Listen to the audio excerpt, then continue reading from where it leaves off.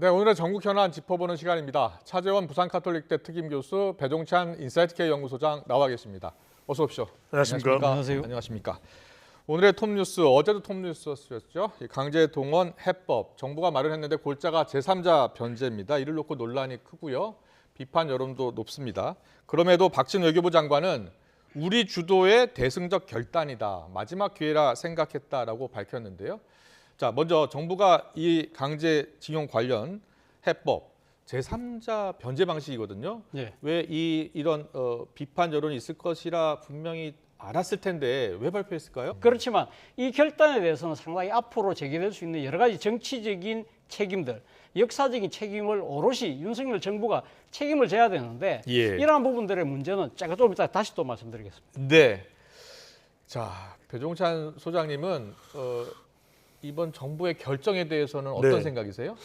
여론에 상당히 부담이 될 수밖에 없다. 그러니까 정부나 윤석열 대통령이 이런 걸 몰랐을까, 이런 파장을 모르고 했을 일은 없을 것 같아요. 네네. 앞서 우리 이제 교수님께서 말씀하셨던 대로 차재원 교수님이 말씀하셨던 대로 그런 이유들, 미국의 입장, 또 특히 이제 미국 국무부 장관인 웬디 셔먼 부장관이죠. 부장관 상당히 한일 간의 우호 협력을 강조하고 있거든요. 네. 우선돼야 된다. 또 중국을 견제하기 위해서 이런 이야기 나옵니다만 일단 우선은 이 제3자 변제의 내용은 사실 피해국이 변제 방식이거든요. 네. 가해국이 변제하는 방식이 아니라 당했던 피해를 입었던 피해국이 변제 방식이니까 도무지 이건 우리 국민들은 납득하기가 어려운, 쉽지 않은 것인데 문제는 뭐냐면 윤석열 대통령의 지지층인 대구 경북이나 또는 부산 울산 경남 그리고 60대 70대 이상도 이해를 못하는 그런 여론이 형성될 겁니다. 그런데 이제 과연 이것을 어떤 방식으로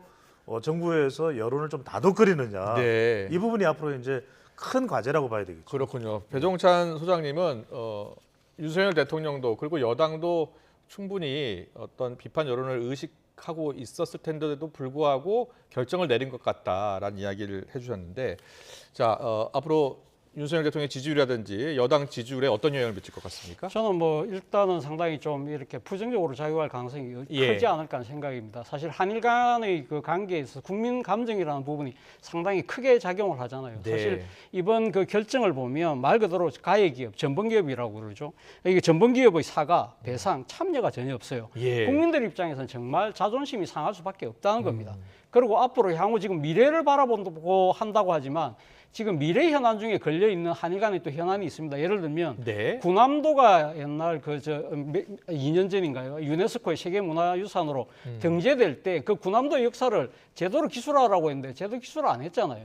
그 문제에 관련해서 지금 상당히 한일 간의 관계가 뜨겁고 그리고 또 사도광산에 대한 또 유네스코 등재 문제도 있지 않습니까? 이건 우리는 지금 하지 말라는 거고 일본 하겠다는 거고 그리고 더 나아가서는 후쿠시마 지금 오염수 방류 문제 이런 식의 문제들에 있어서 이제는 일본은 상당히 공격적으로 나가서 갈 가능성이 높다는 것이고요. 그리고 무엇보다 가장 중요한 부분이 피해자들의 입장인데요. 사실은 어떻게 보면 피해자 중심주의로 문제를 해결해야 되는데 그렇지 않고 외교적 봉합에만 너무 서둘렀다. 그렇게 될 경우에는 2015년도 위안부 합의의 재판이 될 가능성이 높다. 그거 우리가 2015년도 봤지만 위안부 할머니들과 그리고 결국 그 정부와의 갈등 관계, 우리끼리의 갈등이 된다는 거죠. 이번에도 지금 재단을 통해서 배상금을 주겠다는데 피해자들 입장에서는 지금 동양이라는 표현을 쓰면서 거부하겠다는 거지 않습니까? 그럴 경우는 재단은 그걸 갖다가 법원에 공탁을 하겠다는 거거든요. 그럴 경우에는 결국은 이 피해자가 일본 정부가 아니라 우리 정부와 싸우는 그러한 모양새가 될 경우에는 과연 윤석열 정부에게 여론이 호의적으로 갈 것인가에 대해서는 조금 저는 회의적인 생각이 듭니다. 여론을 예상해 보면 이렇게 호의적이지 않을 것이다. 그럼에도 불구하고 이렇게 결단을 한 배경이 있을 거예요. 대통령의 이제 정책 배경이나 또 대통령의 메시지에는 세 가지가 중요합니다. 방향성과 그리고 균형성과 그리고 이제 공감성이거든요. 그런데 이제 방향성은 뭐 윤석열 대통령이나 또 안보실의 경우에는 앞으로의 이 한미일 공조가 중국을 견제하거나 북한 미사일과 핵실험에 대응하는 데는 더 효과적이다라고 판단했을 것 같아요. 왜냐하면 과거에 매달려 있어서는 한 발자국도 갈 수 없다라는 그런 판단하에 여론의 좀 부정적인 기류를 감수하고서라도 앞으로 나가는 게 낫겠다. 한일 관계를 더 미래지향적으로 가져가는 게 낫겠다고 이제 결정을 했을 수 있고 결단을 내렸을 수 있는데 문제는 뭐냐면 네. 이것이 효과적이면 좋은데 마지막에 제가 말씀드렸듯이 네. 균형성인데 이 균형성에는 윤석열 대통령이 강조하는 법과 원칙도 포함이 되는 것이거든요. 근데 네. 윤석열 대통령이 법과 원칙을 강조했는데 우리 대법원에서 일본의 강제징용 전범 기업들이 배상을 해야 된다고 결론 내린 부분 예, 이건 예. 어떻게 합니까? 1차적으로 그러면 우리 사법부의 판단 자체를 부정하는 결과가 오는 것이거든요. 네. 두 번째 이제 공감성 부분은 뭐냐면 아까도 말씀드렸지만 네. 우리 기업이 그러면 1965년에 한일 청구권 협정으로 다시 되돌아가서 우리 기업이 낸 돈을 우리 피해한 우리 국민들에게 지급을 한다. 이거에 대해서 대통령의 지지층도 상당히 부정적으로 나올 가능성이 높은데 네. 그것을 감수하고서라도 일본과의 한미일 공조를 강조해서 또 중국을 견제하거나 북한에 대응하는 것이 그만큼 더 큰 이익일지에 대해서 네. 우리 국민들에게는 충분히 전달됐느냐 하면 그렇지 않고 있거든요. 예. 그렇다면 적어도 대통령의 메시지가 무엇 때문에 이랬을까에 대한 부연 설명은 훨씬 더 지금보다는 충분하게 네. 제시돼야 될 것으로 보입니다. 국민 여론에는 부정적인 영향을 미칠 가능성이 높다. 충분한 대국민 설명이 필요할 것이다라는 두 분의 분석을 들으셨습니다. 네, 계속해서 국민의힘 상황 넘어가겠습니다. 전당대회가 이제 이틀 앞으로 다가왔는데요. 지금 투표율이 상당히 높다고 합니다. 어제와 그제 투표를 했고 오늘 이제 ARS 투표를 하는 겁니다. 내일까지, 모바일 투표가 끝났고요. 지금 이제 내일까지 투표인데 이미 50%를 넘어선 것 같아요. 흥행에는 성공했다는 평가인데 누구에게 유리할지가 궁금합니다. 서로 자신들에게 유리하다고 하니까요. 자, 최 교수님 누구에게 유리할 것 같습니까? 일단 흥행이 성공한 건 분명한데 네. 문제는 흥행이 끝나고 난 뒤에 앉아있까 이익이냐 아니 그 손해냐 부분은 이긴 쪽은 대박이라고 하겠지만 진 네. 쪽은 쪽박이라고 하겠죠. 네. 그리고 또 하나 이 당의 입장에서는 보면 말이죠. 이것이 만약에 민주주의 축제로 끝나면 말 그대로 완전히 대박인데 네. 이것이 또 다른 상당히 지금 참여율이 높아져서 이게 지나친 이 경쟁 과열 때문에 후유증이 남다고 한다면 그건 쪽박이 될 수도 있는 것이죠. 예. 그렇기 때문에 근데 사실은 이렇게 많은 1인 투표율이 올라올 수밖에 없었던 이유는 제가 봤을 때는 이번 전당대회를 둘러싸고 상당한 정치적 논란들이 있었잖아요. 네. 바로 그러니까 지금 이 전당대회가 시작되기 전에 룰을 바꿨습니다. 그러니까 그렇죠. 민심 30%를 없애고 당신 100%로 갈 때 네. 그와 관련된 그러니까 지금 유승민 전 의원을 배제하기 위한 것이다. 그리고 그 뒤에 또 나경원 또 전 의원의 지금 또 이 축출 뭐 이런 부분들도 있었고요. 그리고 또 창업공신화라고 할 수 있는 안철수 의원에 네. 대한 또 적으로 규정하는 그런 부분들, 그런 논란들이 상당히 이 어떻게 보면 주류 측의 입장에서는 이러한 그 뜨거운 논란들이 있기 때문에 네.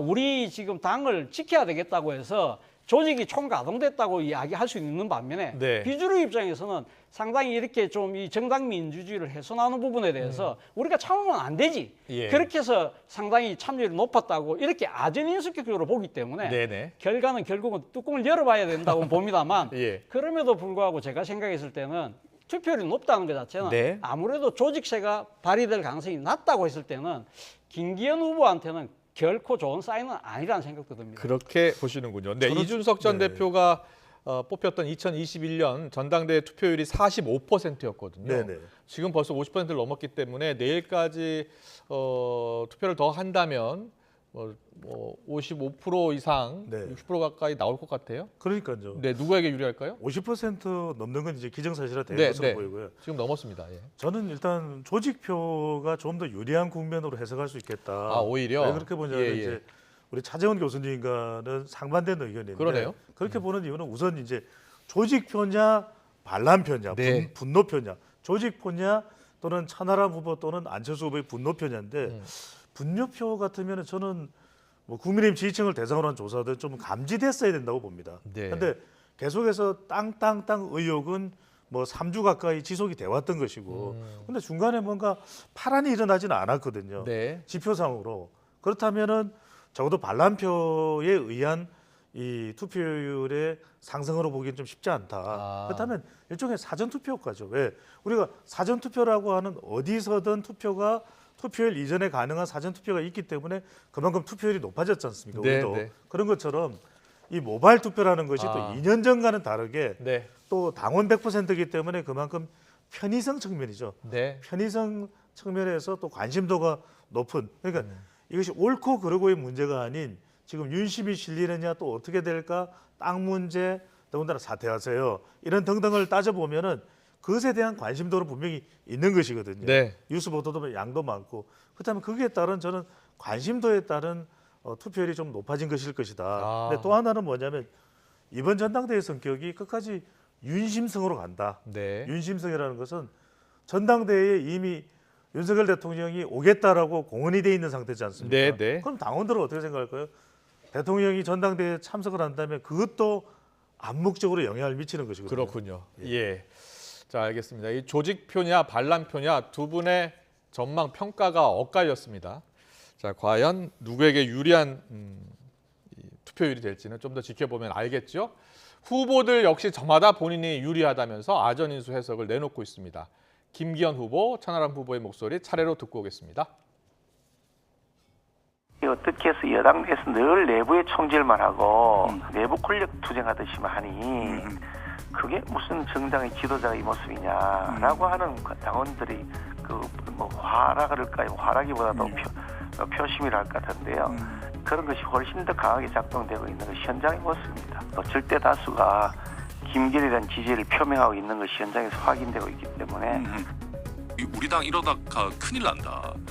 윤핵관들 이렇게 나쁜 짓 하고 뭐 연판장 돌리고 뭐 이렇게 당을 엉망으로 만들면은 큰일 난다라고 하는 분노와 위기감을 가진 분들이 더 적극적으로 투표하게 되고 이거는 뭐 우리 총선에서도 볼 수 있지만 짧은 말로 심판 투표라고 하지 않습니까? 제 입장에서는 투표율이 높으면 높을수록 좋아요. 왜냐하면 그러면 조직표의 위력이 감소하거든요. 네. 자, 누구에게 유리할지 좀 더 지켜봐야 되는데 안철수 후보가 긴급 기자회견을 열었어요. 내용을 보니까 대통령실 관계자들이 참여한 모바일 메신저에서 안철수 후보를 비방하고 김기현 후보를 지지했다는 의혹을 두고서 공세를 이어간 겁니다. 이번 사태를 어떻게 봐야 됩니까? 사실 뭐 오늘 안철수 후보의 기자회견 자체가 네. 판세를 뒤엎는다 뭐 그 정도의 큰 변수로 작용할 가능성은 저는 크게 없어 보이긴 합니다만 네. 그럼에도 불구하고 사실 이 사안이 결코 가볍지 않은 사안이다 생각이 듭니다. 사실 이번 앞서도 제가 말씀드렸습니다만 전당대회 직전부터 시작해서 소위 용산의 개입, 대통령실의 개입에 대한 여러 가지 비판 여론이 있었던 건 사실이지 않습니까? 예. 그럼에도 불구하고 지금 그 시민사회수석실 행정관을 중심으로 해서 이런 노골적인 선거 개입으로 지금 의심될 수 있는 녹취록까지 나왔다고 한다면 예. 사실 이런 부분들은 어떻게 보면 이 윤석열 대통령에 의한 공정성이라는 차원에서 상당히 문제가 생길 수밖에 없다는 것이죠. 예. 어느 특정 후보를 밀고 있다? 이거는 윤 대통령이 이야기하는 공정의 가치와 일치하느냐? 그런 부분도 있는 것이고 또 하나의 신뢰위기라는 것이죠. 윤 대통령은 계속적으로 과거 이준석 사태 때부터 당무에는 개입할 시간도 없고 네. 할 의사도 없다고 하지만 이렇게 상당히 논란이 되었음에도 불구하고 지금 여전히 행정관들은 이 뒤에서 이런 이 개입성 행위를 했다는 것에 대해서는 그네들의 행위에 대해서 사람들이 비판하는 것이 아니라 네. 대통령의 언행에 대한 신뢰로까지 이어진다는 것이고요. 더 나아가서는 이 지금 정당 민주주의가 훼손되는 거 아닐까? 이런 부분들에 대한 우려도 클 수밖에 없다. 그런 네. 측면에서 본다고 한다면 국민의힘 전체적으로는 결코 플러스가 될 수 없는 사안이다. 그런 측면에서 본다고 한다면 저는 대통령실에서 이 관계자들에서는 단호한 조치가 좀 빨리 할 네. 필요가 있지 않나 생각이 듭니다. 알겠습니다. 이 순간에 뭐 안철수 후보의 목소리가 들리는 것 같습니다. 실망입니다. 실망입니다. 근데 알겠습니다. 뭐 예. 제가 이제 우스개로 뭐 예. 장난스럽게 말씀드리는 건 네. 아니고요. 분명히 그만한 분노심이 안철수 후보에게는 솟구칠 겁니다. 근데 네. 저는 실제로 미치는 영향은 별로 없다. 아. 왜 그러냐면 두 가지 측면에서 하나는 시기입니다. 그러니까 네. 이미 모바일 투표가 시작됐고 그랬군요. 예. 이 해결을 한다고 해서 그만큼 이것이 치명적인 영향을 미치죠. 또 하나는 뭐냐면 일찌감치 네. 안철수 후보가 친윤 대 비윤 구도에 섰더라면 모르겠는데 네. 사실상 애매모호했거든요. 그러니까 지금 비윤 구도로 MZ 세대나 수도권을 오히려 꽉 잡았어야 되는데 네. 그 상당수는 MZ 세대들은 또 천하람 후보 쪽에 가 있는 영향도 있겠죠. 알겠습니다. 그리고요, 지금 장외전이 한창인데 이준석 전 대표하고 홍준표 대구시장이 연일 온라인에서 싸우고 있습니다. 이 두 사람이 싸우는 배경을 어떻게 보고 계세요?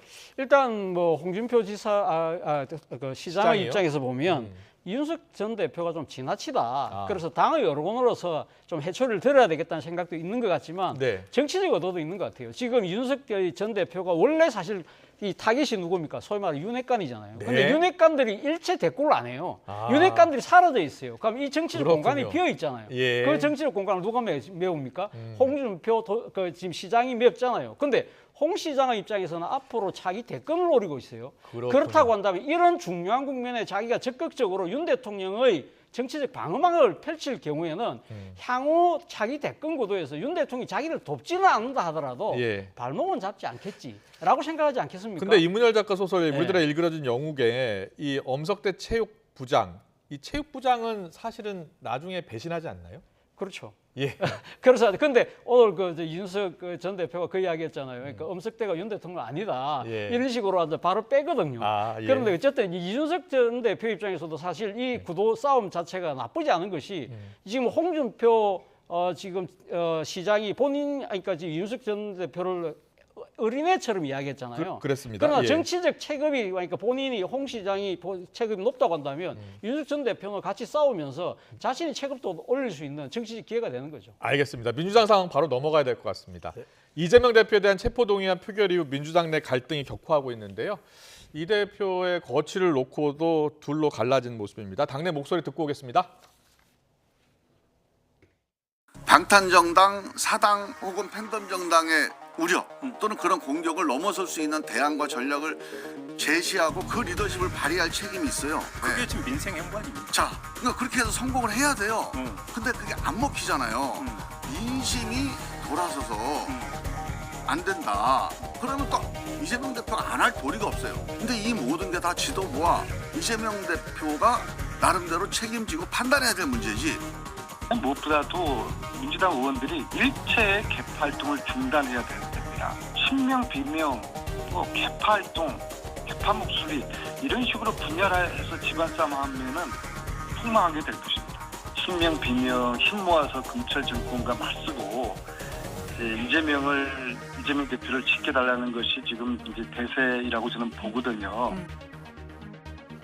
네, 지금 당내에서 개파 간 갈등 양상, 특히 이 당원들 간에도 지금 갈등이 좀 네. 생기니까 이재명 대표가 내부를 향한 공격 비난 중단해달라고 했는데요. 그렇죠. 네. 그럼에도 불구하고 보면 수박 칠적 예. 거기에 이제 문재인 대통령도 들어가더라고요. 그러니까요. 예. 저는 이게 치명적이라고 봅니다. 왜냐하면은 지금 이재명 대표도 그렇고 더불어민주당도 그렇고 절체절명의 위기죠. 예. 체포동의안 부결 이후에 당내가 지금 균열과 분열이 계속해서 일어나고 있는 네, 상황인데 그렇다면은 왜 문제가 되냐면 문재인 전 대통령까지 소환되는 상황이면은 이건 철저하게 그러면 친명 위주, 오로지 이재명 대표 중심 이렇게 되거든요. 그러면은 지지층들은 이재명 대표 지지층들은 더 단단해질 수 있습니다. 네. 그래서 나오는 이야기가 민결 중탈이다.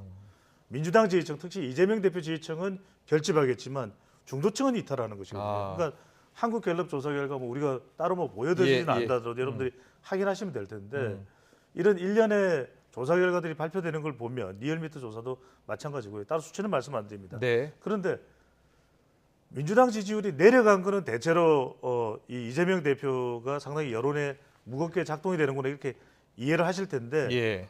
호남 40대 화이트 칼라가 흔들리고 있어요. 이른바 문재인 전 대통령의 핵심 지지층도 호사화, 예. 호남 40대 화이트 칼라. 아. 민주당 핵심 지지 기반도 호남 40대 화이트 칼라거든요. 예. 흔들리면 안 됩니다. 왜냐하면 내부 총질이 진행되는 상황에서는 핵심 지지 기반이 흔들릴 수밖에 없거든요.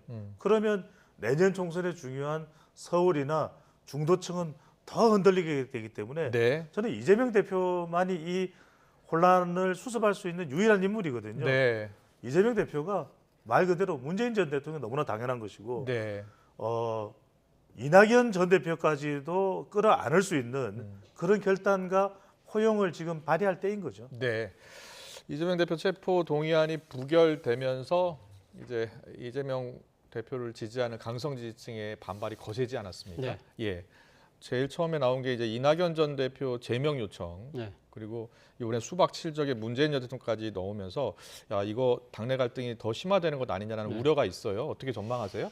저는 일단 이번 지금 민주당 그 상황을 보면서 조금 기시감이 드는 게요. 예. 그러니까 2002년도 당시 후단협 사태라는 거 기억하세요? 예. 그러니까 당시 2002년도 그러니까 그 2012년이겠죠? 2002년도. 2002년? 노무현 대통령이 그 당시 그러니까 때요? 그 예. 새천년 민주당 경선에서 대통령 후보가 되잖아요. 네. 그때 득표율이 72.7%예요. 아. 그 압도적으로 대통령 당선됐는데 지지율이 떨어졌잖아요. 떨어지고 그때 정몽준 대한축구협회 회장의 인기가 올라가니까 후보 단일화 해라. 쉽게 말하면 이 지금 이 당에서 정식적으로 선출된 후보를 교체하자는 이야기가 나왔거든요. 예. 자, 그러면 지금 이재명 대표 입장에서 보면 본인은 77%로 지난 8월달 전당대회에서 선출된 정식 당 대표예요. 그런데 지지율 떨어진다고 그럼 당신 물러가라 이야기가 2002년도 상황하고 거의 오버랩 되잖아요. 그렇군요. 자, 그러면 예, 이 상황에서 그러면 당시 그러면 노무현 후보는 어떻게 했느냐? 상당히 거기에 반발했죠. 반발하다가 결국은 후보 단일화를 받아들였잖아요. 아, 예, 받았죠. 그때 협상 때도 사실 또 어떻게 하느냐 네. 방식을 놓고 상당히 논란이 많을 때 절대적으로 불리하다고 하는 여론조사를 받아들였어요. 그랬죠. 그러니까 예. 말 그대로 죽어야 살 수 있다는 것을 보여줬잖아요. 네, 그 네. 용기, 진정성 이런 것들이 결국 2002년 대선에서 기적적인 승리를 갖고 왔거든요. 네. 저는 사실 어떻게 보면 이재명 대표의 입장이 2002년도 상황하고 똑같다고 생각을 한다면 저는 당시 바보 노무현의 길을 한 번쯤 생각해 볼 필요가 있지 않을까 생각이 든다. 예, 이재명 대표가 과연 어떤 결단을 할지는 모르겠습니다.